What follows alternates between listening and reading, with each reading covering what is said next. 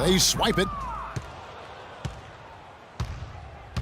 The drive by Thompson. He feeds it to Roten, and it's blocked. Here's Navarro. He's covered by Thompson. There's 31 seconds left to play in the third. To the left wing. Unloads. Not enough on that one as it misses. He's been anything but his usual self this quarter. It's actually been ugly to see. I mean, that can happen to anyone, but it's ugly every time it does. Yeah, it is unfortunate, embarrassing. He just lost his concentration for a split second, and that's all it took. Here's Roten. Gets it to go from 18 feet away. Roten's got 19 points. That's tipped. And as we conclude the third quarter, pretty much a blowout. It's been a one-sided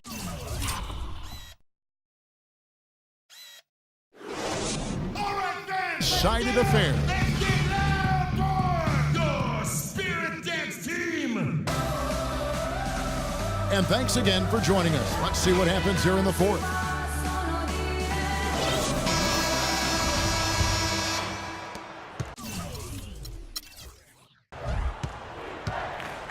On the court for Philadelphia to start the fourth, Isaiah Cannon is out there with Stauskas. Then there's Carl Landry. Then it's Robert Covington. And it's Okafor in at the pivot, manning the middle. Cannon dishes to Okafor, and Jay gets the whistle that time. That will be foul number 5 on him. It's been kind of a gradual occurrence, but I think it's clear that analytics are here to stay in the NBA. Every team now has at least some vesting into the analytics area. Some base a lot of their decisions on the number side of the game. Others have a more balanced approach. A shot by Paul, nobody around. And it's rebounded by Covington. Passes to Navarro. Okafor comes in with the double team. And Griffin, here we go. Count it, and he's now 8 of 9 from the floor. Analytics does have a strong place in the NBA, so it's been proven over the last decade. Some held out, but now, Greg, the results, the benefits of those numbers, it's hard to deny them. A great point, Kevin. And with something new like that, there's always going to be a bit of resistance. There will always need to be a balance, I believe, and you need to use the numbers and your own eyes. They really do go hand in hand to kind of keep each other in check. Jordan the pass to Navarro. Some nice ball movement by the Clippers. Pick by Griffin. 5 to shoot. The fadeaway. Okafor grabs the miss. Okafor's got his 3rd rebound on the night. Here's Cannon, defended by Paul. Covington kicks to Okafor. Landry gets the bucket. Boy, I tell you what, he's having one of those days where if he takes it, he makes it. Clippers leading by 21. Griffin attacking. Oh, and that one, no question, powered it down.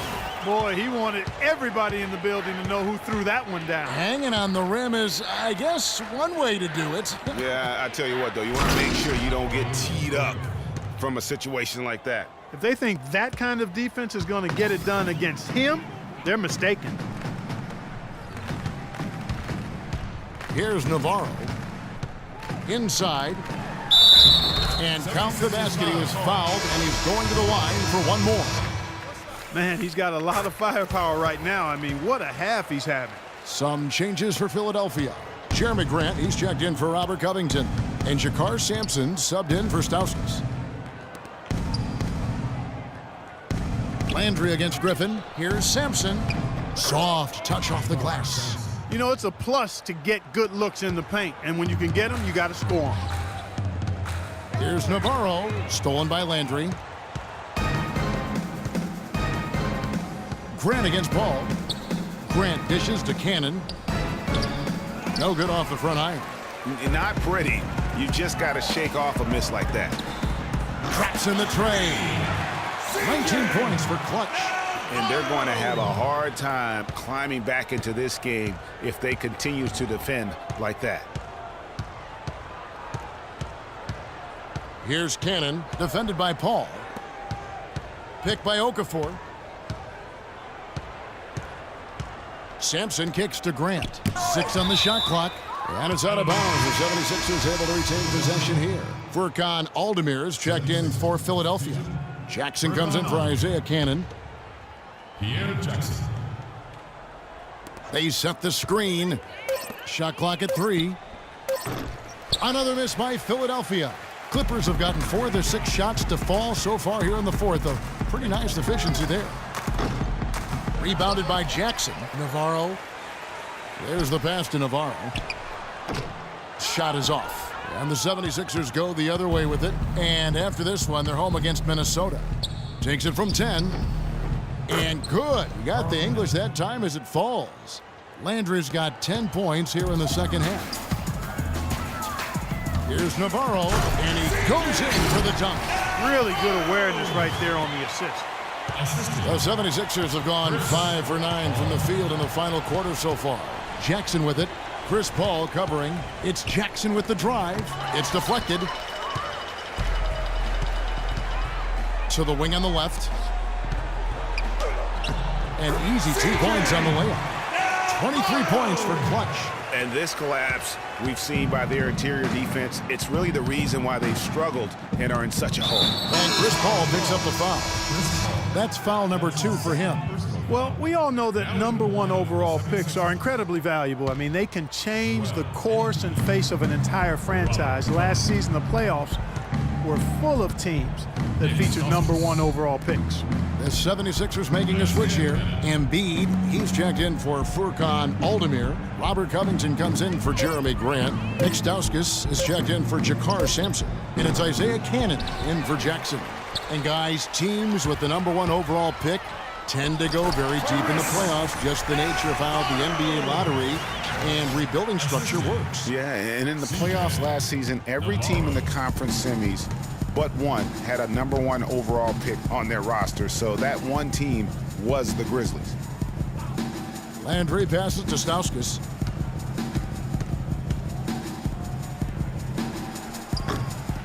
And the 76ers get it back. Covington kicks to Landry.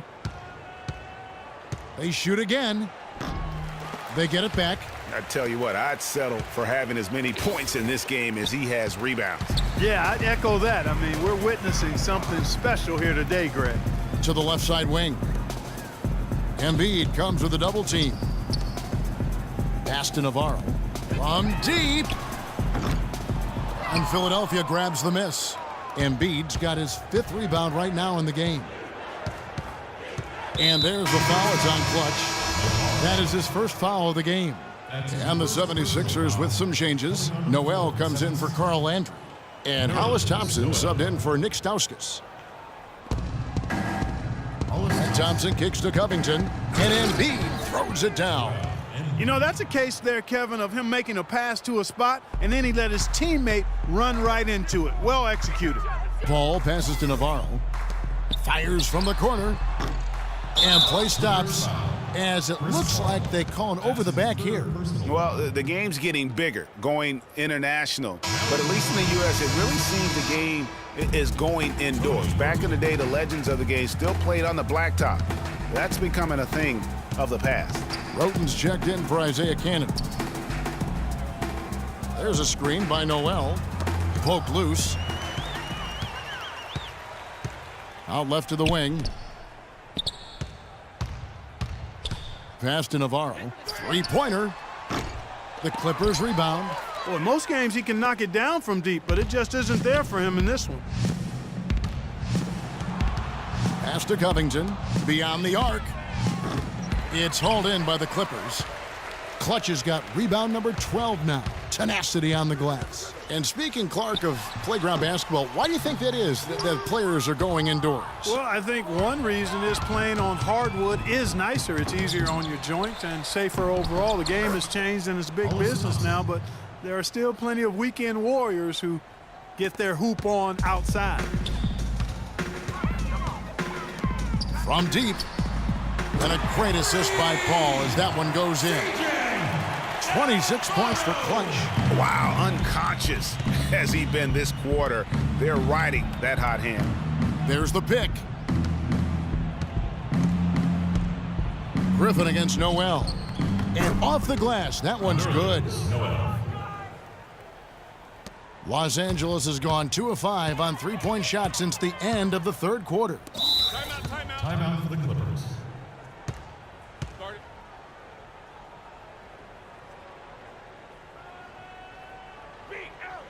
Los Angeles calls timeout. Last season, the first season of action for Nerlens Noel, officially a rookie after sitting out the 2014 season. He looked good, and he got better as the season was going on. A great point. I think that year off really helped him grow as a player. Coming into the draft when he came out, he was a guy who I thought had one of the most unbelievable motors I had ever seen. And you know what? Everything he was hyped.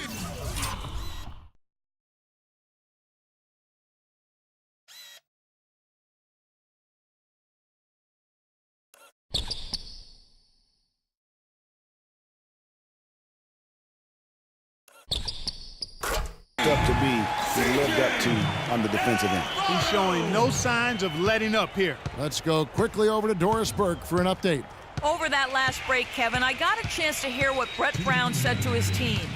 He told them to always have their eyes up, always be looking for passing lanes and ways to get the ball into the low post.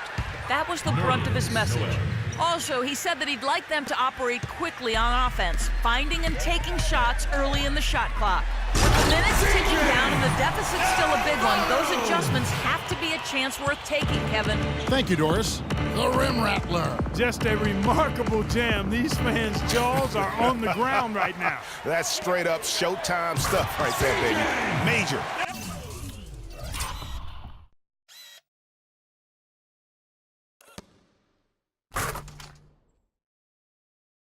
Highlight reel material. Boy, just a lovely dish by Griffin. And for Noel, I really think he took off in the back half of the season.